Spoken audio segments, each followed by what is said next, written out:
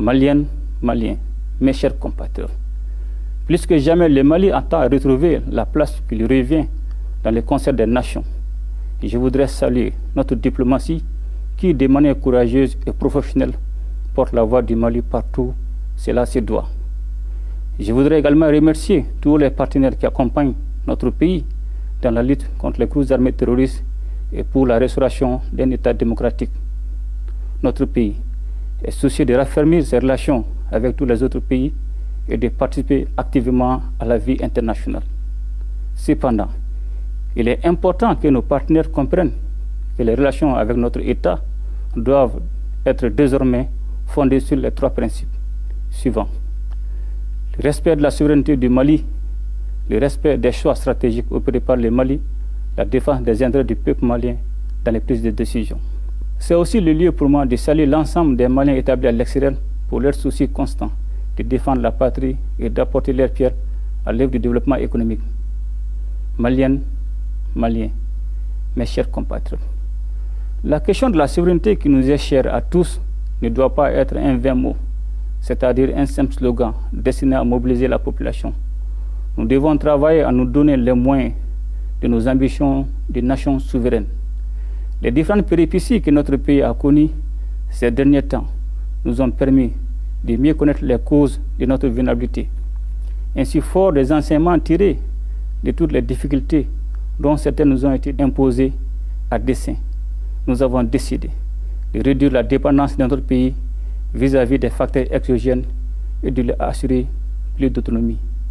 Ainsi, le gouvernement envisage la relance des secteurs productifs stratégiques pour la sécurité et l'indépendance économique du pays.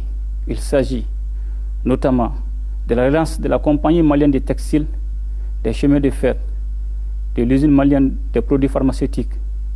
Dans la même optique, nous allons relancer le projet de construction du barrage de Saoussa.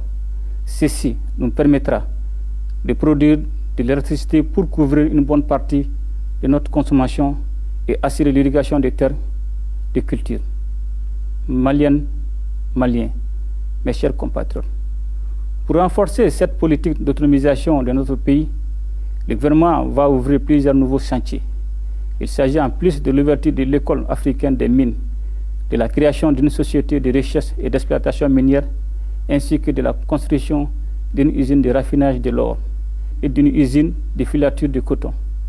Dans notre stratégie économique, il s'agit désormais, dans une optique de renforcement du tissu industriel du pays, de transformer les matières premières stratégiques sur place pour créer de la valeur ajoutée. Dès demain, nous lancerons également la construction d'un complexe hospitalier de 4e référence pour diminuer les évacuations sanitaires de nos concitoyens. Enfin, pour concrétiser notre ambition de nous placer sur l'orbite des technologies modernes, le pôle scientifique et technologique du Mali verra bientôt le jour. La première composante de ce pôle sera le centre de recherche en robotique et en intelligence artificielle qui aura pour mission de faire émerger des chercheurs de haut niveau et d'assurer l'encadrement des jeunes talents, écoliers, lycéens et étudiants dans le domaine technologique. Maliennes, Maliens, mes chers compatriotes, tout en rendant à nouveau un hommage mérité au peuple malien pour sa mobilisation inconditionnelle pour la réussite de la transition, je lance un appel pressant à la jeunesse malienne dont le rôle a toujours été décisif dans la vie publique. Cette transition est aussi la sienne. C'est la raison pour laquelle elle ne doit nullement être en marge du processus de refondation de notre pays.